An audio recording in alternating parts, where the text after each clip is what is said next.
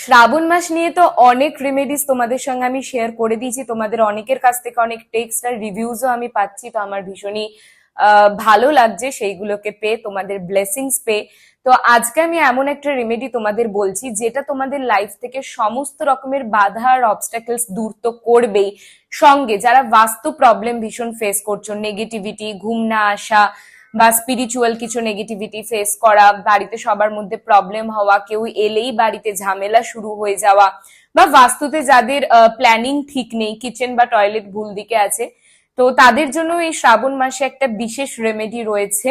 যেটা হচ্ছে, দেখো, 24শে জুলাই শুক্রবার দিন সন্ধেবেলা 4:43 থেকে 6:15 পর্যন্ত থাকছে গুরু পুষ্য অমৃত যোগ, যেটা হরিয়ালি অমাবস্যায় পড়ছে এই শ্রাবণ মাসে।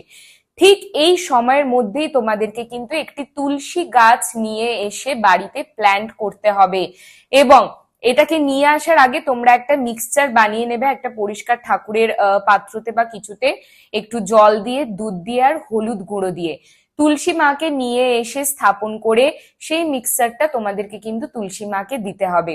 রবিবার দিন ছেড়ে নেক্সট 1 মাস পর্যন্ত এই মিক্সচারটা একটু একটু একটু একটু করে তুলসী মাকে দিতে থাকবে।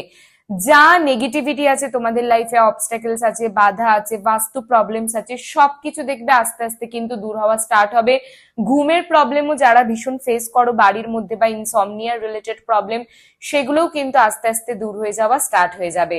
কাজে এই রিলটা সেভ করো, শেয়ার করো। নেক্সট ডে আমি শ্রাবণ মাসের একটা ম্যানিফেস্টেশন টেকনিক বলে দেবো, যেটাও কিন্তু ভীষণ পাওয়ারফুল, বাট সেটার জন্য ডেফিনেটলি আমাকে ফলো করতে তো ভুলবে না।